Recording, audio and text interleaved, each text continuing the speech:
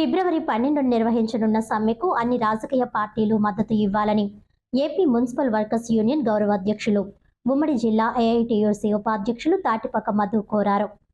British కాలంలోనే కార్మికులు AITUC నాయకత్వంలో పోరాడి సాధించుకున్న కార్మిక చట్టాలను, కార్మిక హక్కులను నేటి కేంద్ర ప్రభుత్వం కార్మికులకు తీవ్ర అన్యాయం చేసి మరలా బానిస వ్యవస్థను తీసుకురావడానికి ప్రయత్నాలు చేస్తూ బడా కార్పొరేట్ వ్యక్తులకు దాసోహమయ్యే విధంగా 4 లేబర్ కోడ్స్ తీసుకువచ్చిందని, ఇది రద్దు చేసే వరకు పోరాటం ఆగదని, అందులో భాగంగానే ఈ నెల 12న కేంద్ర కార్మిక సంఘాలు ఇచ్చిన దేశవ్యాప్త సార్వత్రిక సమ్మెలో పిలుపులో భాగంగా 12న జరిగే సమ్మెను జయప్రదం చేయాలని ఏపీ మున్సిపల్ వర్కర్స్ యూనియన్ గౌరవ అధ్యక్షులు ఉమ్మడి జిల్లా ఏఐటీయూసీ ఉపాధ్యక్షులు తాటిపక్క మధు పిలుపునిచ్చారు.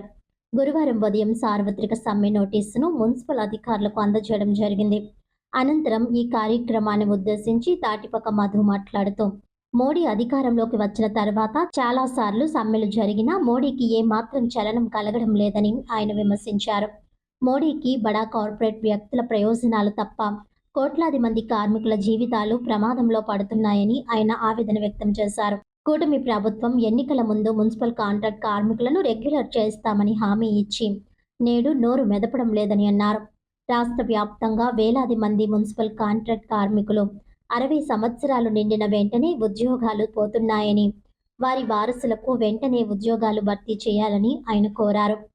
ఉద్యోగం చేస్తూ అకాల మరణంతో మరణించిన కార్మిక కుటుంబాల వారసులకు ఉద్యోగాలు ఇవ్వాలని మధు డిమాండ్ చేశారు. 12వ తేదీన మున్సిపల్ కార్మికులందరూ సార్వత్రిక సమ్మెను జయప్రదం చేయాలని, దీనికి సహకారంగా అన్ని రాజకీయ పార్టీలు మద్దతు ఇవ్వాలని మధు కోరారు. ఈ కార్యక్రమంలో ఏపీ మున్సిపల్ వర్కర్స్ యూనియన్ జిల్లా అధ్యక్షులు రెడ్డి రమణ, ప్రధాన కార్యదర్శి అల్లం వెంకటేశ్వరరావు, రాష్ట్ర ఉపాధ్యక్షులు ధనాల దుర్గమ్మ, అధికార బాడీ సభ్యులు బంగారు గిరి, గూడుపు గిరి, అల్లం బాలు, శ్రీనివాస్ తదితరులు పాల్గొన్నారు.